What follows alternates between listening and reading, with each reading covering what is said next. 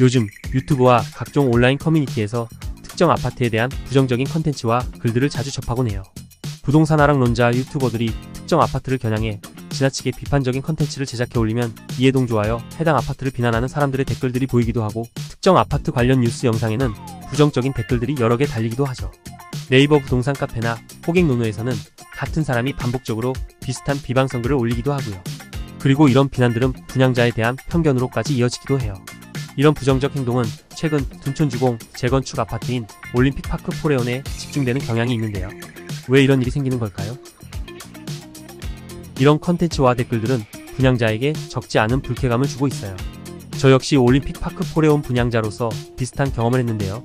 분양자 전체가 사회에 부정적인 영향을 주는 나쁜 집단인 것처럼 비춰질 때마다 참 불편하더군요. 이러한 무분별한 비난은 많은 분양자들에게 심리적 부담을 주고 커뮤니티 내에서도 감정적 갈등을 일으킬 수 있어요. 그렇다면 이런 반복적이고 과도한 비판을 하는 사람들의 심리는 무엇일까요? 궁금해서 챗GPT에게 물어봤어요. 그들이 왜 둔촌주공 안티가 되었는지 챗GPT가 분석한 내용을 들어보시죠. 온라인에서 특정 아파트를 비방하거나 폄하하는 심리는 폭합적이며 개인의 심리적 요인, 경제적 이해관계, 그리고 사회적 요인들이 폭합적으로 작용할 수 있습니다. 1. 상대적 박탈감. 고가의 아파트에 당첨된 청약 당첨자들에 대한 상대적 박탈감이 클 수 있습니다. 올림픽파크 포레온은 소위 로또 아파트라 불리며 높은 시세 차익을 가져올 가능성이 있기 때문에 기회를 잡지 못한 사람들은 실망과 좌절을 느낄 수 있습니다. 이들은 자산 불평등이나 부동산 정책에 대한 불만을 갖게 되고 그 감정을 특정 아파트를 향한 비판이나 폄하로 표출할 수 있습니다.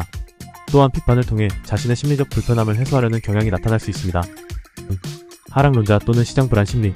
지금같이 부동산 시장의 불확실성이 높아진 상황에서는 부동산 하락론자들이 올파포 같은 아파트들을 향해 더 강하게 비판의 목소리를 낼 수 있습니다. 시장 하락을 바라는 사람들 중 일부는 경제적 불안감을 표출하거나 본인이 실제 하락을 예상하는 전문가라는 느낌을 주기 위해 특정 아파트를 비판할 수 있습니다. 3. 소셜미디어와 무리심리. 소셜미디어에서 특정 아파트에 대한 부정적 의견이 누적되면 이를 접한 사람들도 비슷한 비판을 공유하게 될 수 있습니다.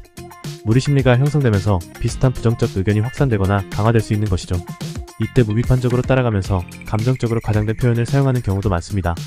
4. 투기적 사고와 본인 정당화. 부동산 투자를 적극적으로 하지 않았거나 관심을 두지 않았던 사람들은 이렇게 비싼 가격에 살 가치가 없다는 주장을 하며 본인의 선택을 정당화하려 할 수 있습니다. 이렇게 자기 합리화를 통해 자신의 투자 방향이 맞았다고 확신하게 되는 것입니다. 다른 곳에 투자했으나 성과가 미흡한 사람들은 타인의 성공이나 높은 가치 상승에 대해 불편함을 느껴 이러한 아파트에 비판을 가하는 경우가 있습니다. 5. 비판적인 커뮤니티의 영향. 특정 아파트에 대한 비판이 집중적으로 이루어지는 커뮤니티에서는 그 비판이 마치 진리처럼 받아들여지는 경우가 있습니다. 이러한 커뮤니티에서 형성된 인식은 회원들 사이에서 더욱 강화되며 외부에서 볼 때 지나치게 부정적인 여론으로 비춰질 수 있습니다. 마무리로 이처럼 특정 아파트를 비난하는 사람들의 심리는 상대적 박탈감, 경제적 불안, 무리심리, 그리고 개인적 경험을 정당화하려는 경향 등 다양한 요인이 결합되어 형성됩니다.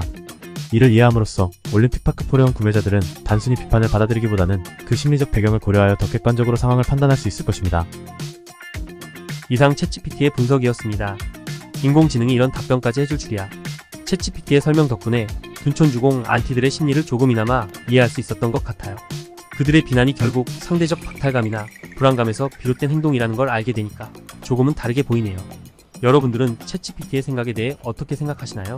여러분들의 생각을 댓글로 남겨주세요.